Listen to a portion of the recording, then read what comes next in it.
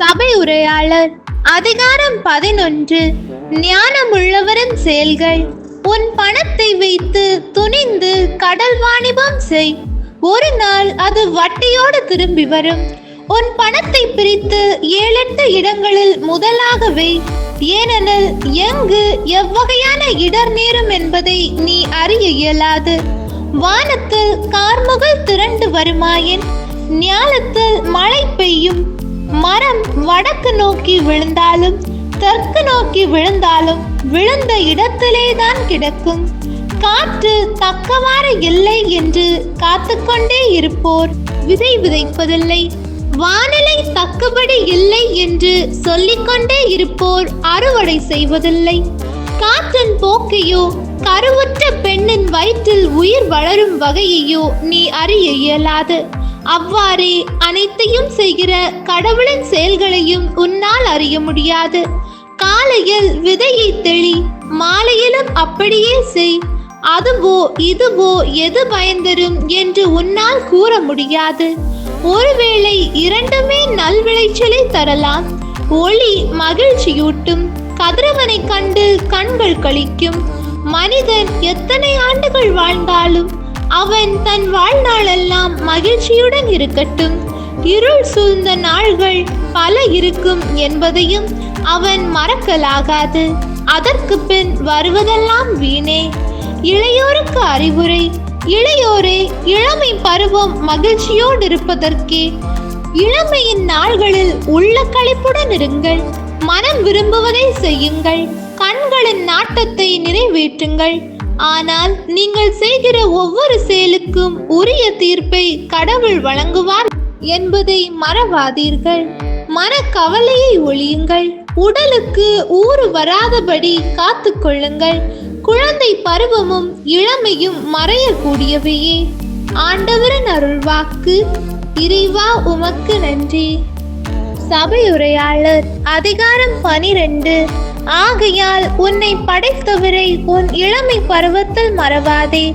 வாழ்க்கை எனக்கு இன்பம் தரவில்லையே என்று நீ சொல்லக்கூடிய துயர நாள்களும் ஆண்டுகளும் வருமுன் அவரை உள்ளத்திலே நினை.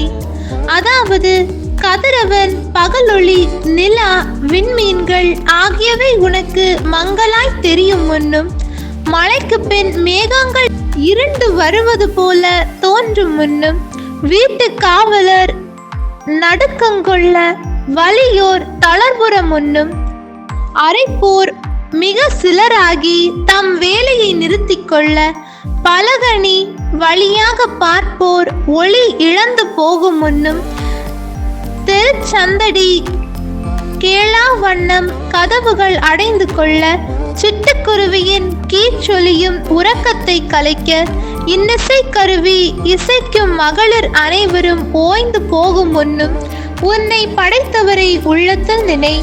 மேட்டை கண்டு அச்சங்கொண்டு தெருவில் நடப்பதை நினைத்து திகில் கொள்ளும் முன்னும், வாதுமை மரம் பூப்புக்கு முன்னும், வெட்டு கிளியைப் போல நடை தட்டு தடுமாற ஆசையெல்லாம் அற்று போகும் முன்னும், உற்றார் வீதியில் அழுது புலம்ப நீ முடிவற்ற ஓய்வுக்கு செல்லும் முன்னும் உன்னை படைத்தவரை உள்ளத்தில் நினை.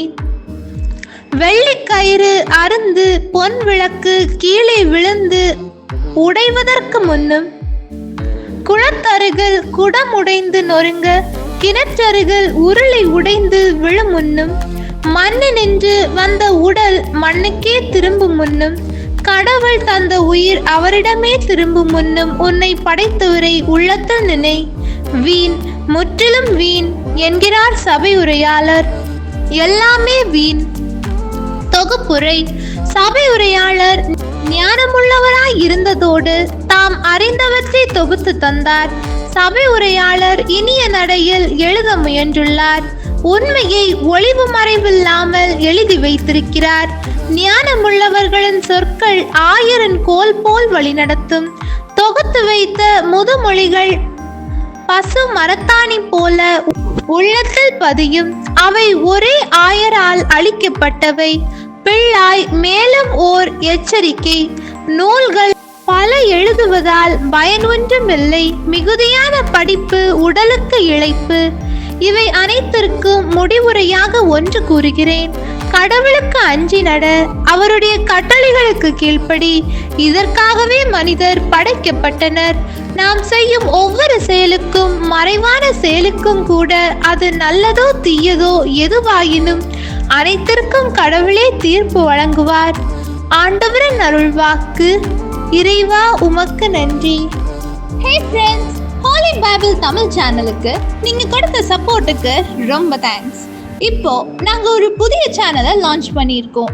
பெயர் அரம்சை. அதுல நாங்க அறம் புக்ஸும் அதன் மீனிங்கும் சிம்பிளாகவும் ஃபன்னாகவும் ஷேர் பண்ண போறோம்.